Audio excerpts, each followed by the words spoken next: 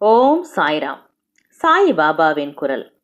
அன்பு குழந்தைகளே, நமது நாவிலிருந்து புறப்படும் வார்த்தை எப்பொழுதும் நல்லதாகவே இருக்க வேண்டும். நாக்கு வன்மையானதுதான்.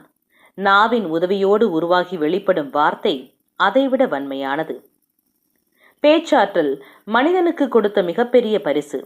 மற்ற உயிர்களிடமிருந்து இந்த பேச்சாற்றல் தான் நம்மை வேறுபடுத்தி காட்டுகிறது. மனிதனால் பேசாமல் வாழ முடியாது.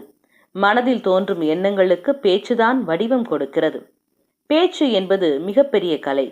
ஒவ்வொருவரின் நாவிலிருந்தும் புறப்படும் வார்த்தை மற்றவருக்கு மகிழ்ச்சியை தரலாம், சிலருக்கு மனதை உடைத்தெறியலாம், நம்பிக்கையை உடைத்தெறியலாம், ஆறாத வடுவை ஏற்படுத்தலாம். ஒருவரை சிந்தித்து வாழ வைக்கவும் முடியும். ஒரு நொடி பொழுதில் நம்மை உயர்வடையவும் செய்யலாம், தாழ்வடையவும் செய்யலாம்.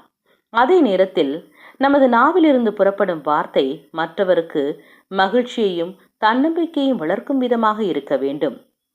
மேலும் அவர்கள் மத்தியில் வளர்ச்சிக்கான நல்ல மாற்றத்தை ஏற்படுத்தக்கூடிய சொற்கள் நமது வாயிலிருந்து வந்தால் அவருடைய பேச்சு சிறியவர் முதல் பெரியவர் வரை அனைவரையும் கவர்ந்தெழுக்கும். ஒருவர் படித்தவராயிருந்தாலும் சரி, படிக்காதவராயிருந்தாலும் சரி, பிறரை காயப்படுத்தாமல் பேச்சு அமைய வேண்டும். நாம் பேசும் ஒவ்வொரு வார்த்தைக்கும் வலிமை உண்டு. அத்தகைய ஆற்றலும் சக்தியும் வாய்ந்த பேச்சு நம்மிடமிருந்து வெளிப்பட வேண்டும்.